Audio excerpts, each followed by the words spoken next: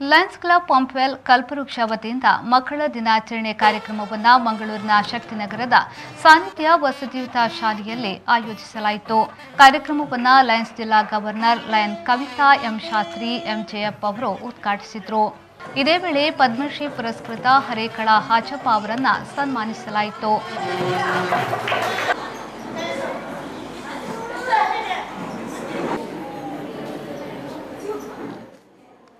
ಈ ವೇಳೆ ಸಾನ್ನಿಧ್ಯ ವಸತಿಯುತ ಶಾಲೆಯ ಆಡಳಿತಾಧಿಕಾರಿ ಡಾಕ್ಟರ್ ವಸಂತ್ ಕುಮಾರ್ ಶೆಟ್ಟಿ ಅವರು ಪ್ರಾಸ್ತಾವಿಕವಾಗಿ ಮಾತನಾಡಿದರು.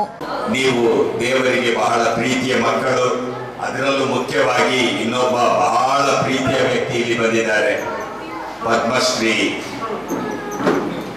ಹರೇಕಳ ಹಾಜಪ್ಪರವರು. ಇವತ್ತು ನಮ್ಮ ಸಂತೋಷ ಇಮ್ಮಡಿಗೊಂಡಿದೆ. ಅಂತ ಒಂದು ಮಹಾನ್ ವ್ಯಕ್ತಿ ಇವತ್ತು ನಮ್ಮ ಸಂಸ್ಥೆಗೆ ಪಾದಾರ್ಪಣೆ ಮಾಡಿರುವುದು ನಮಗೆ ಬಹಳಷ್ಟು ಸಂತಸದ ವಿಚಾರ. ಈ ಸಂದರ್ಭ ಲಯನ್ಸ್ ಕ್ಲಬ್ ಪಂಪ್ವೆಲ್ ಕಲ್ಪವೃಕ್ಷದ ಅಧ್ಯಕ್ಷರಾದ ಲಯನ್ ರಾಜೇಶ್ ಶೆಟ್ಟಿ ಶಬರಿ, ಮಂಗಳೂರು ಮಹಾನಗರ ಪಾಲಿಕೆಯ ಸದಸ್ಯರಾದ ಜಗದೀಶ್ ಶೆಟ್ಟಿ, ಲಯನ್ ಪ್ರವೀಣ್ ಚಂದ್ರ ಆಳ್ವ ಉಪಸ್ಥಿತರಿದ್ದರು.